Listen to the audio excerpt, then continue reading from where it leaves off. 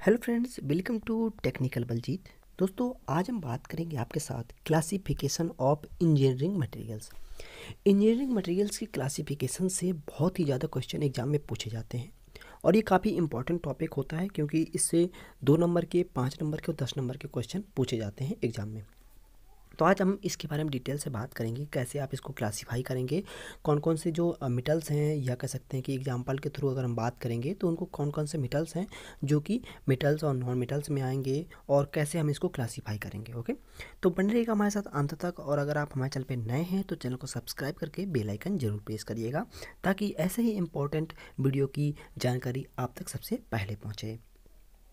दोस्तों, अगर हम क्लासिफिकेशन करेंगे तो सबसे पहले हम मेटल्स एंड नॉन मेटल्स का करेंगे क्योंकि इसके अंतर्गत दो चीज़ें आती हैं क्लासिफिकेशन में जो कि बहुत ही वाइड रेंज में यूज होती हैं। वो होते हैं नॉन मेटल्स एंड मेटल्स।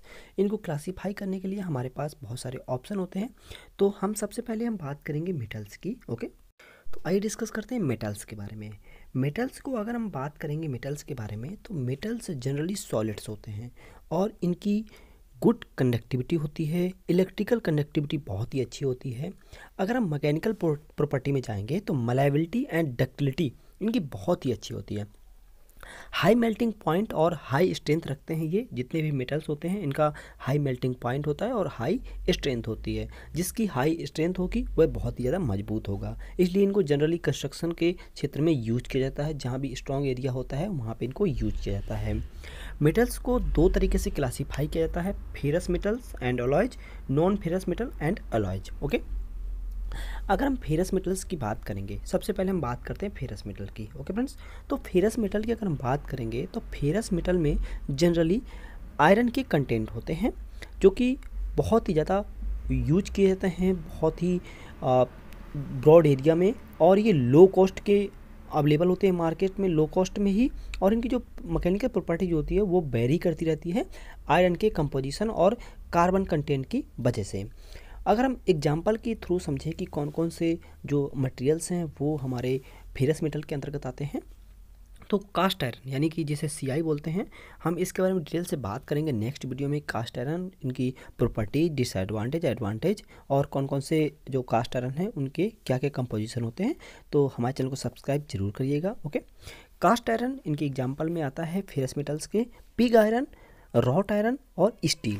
अब अगर हम बात करें non ferrous metal and alloys की, तो non ferrous metal and alloys के अंतर्गत वे मटेरियल आते हैं जो आयरन के अलावा दूसरे कंटेंट रखते हैं, जैसे कि एल्युमिनियम, कॉपर, जिंक। यानी कि अगर हम इसके डिफिनेशन के हिसाब से बात करें तो non ferrous materials are those which contain a metal other than iron as their main constituent. यानी कि मेन कंस्टिट्यूंट जो होता है वो आयरन ना होके कोई और हो, वहाँ पर नॉन फेरस मेटल के अंतर्गत वो मटेरियल आते हैं। नेक्स्ट हम डिस्कस करते हैं नॉन मेटल्स। नॉन मेटल्स की अगर हम बात करेंगे तो non metals are light in weight, यानी कि जो है वो हल्के होते हैं। इनकी जो हीट एंड इलेक्ट्रिकल कंडक्टिविटी होती है वो बहुत ही पुअर होती है। इनकी डक्टिलिटी और लो स्ट्रेंथ बहुत पुअर होती है नॉन मेटल्स की। और इनको क्लासीफाई किया जाता है दो टाइप से, सिरामिक्स और ऑर्गेनिक पॉलीमर में। ऑर्गेनिक पॉलीमर और सिरामिक्स की अगर हम बात करेंगे, हम क्लासीफाई करेंगे इसको दो प्रकार से नॉन मेटल्स को। तो सिरामिक्स जो हैं, अगर हम सिरामिक्स की बात करेंगे फर्स्ट, तो ceramics are basic oxides and are compounds of metallic and non metallic elements. यानी कि सिरामिक्स जो हैं वो ऑक्साइड होते हैं और कंपाउंड्स जो हैं वो होते हैं metallic and non metallic element के कंपाउंड्स भी होते हैं ऑक्साइड के अंतर्गत। एग्जाम्पल के तौर पे अगर हम बात करें तो जैसे कि सिलिकॉन कार्बाइड्स, रेफ्रैक्टोइडीज, फेराइट्स, कंक्रीट, ये जो मटेरियल्स होते हैं ये हमारे सिरामिक के अंतर्गत आते हैं। यानी कि आप कंक्रीट जो देखते हैं, या कह सकते हैं कि आप फेराइट्स जो मटेरियल्स होते हैं, सिलिकॉन कार्बाइड्स के जो मटेरियल्स होते हैं वो सिरामिक के अंतर्गत आते हैं। तो ये आपको याद रखना है। नेक्स्ट अगर हम बात करें ऑर्गेनिक पॉलीमर की, तो ऑर्गेनिक पॉलीमर के अंतर्गत these materials are carbon compounds which have high molecular weight and complex 3 dimensional structure due to a long molecular chains.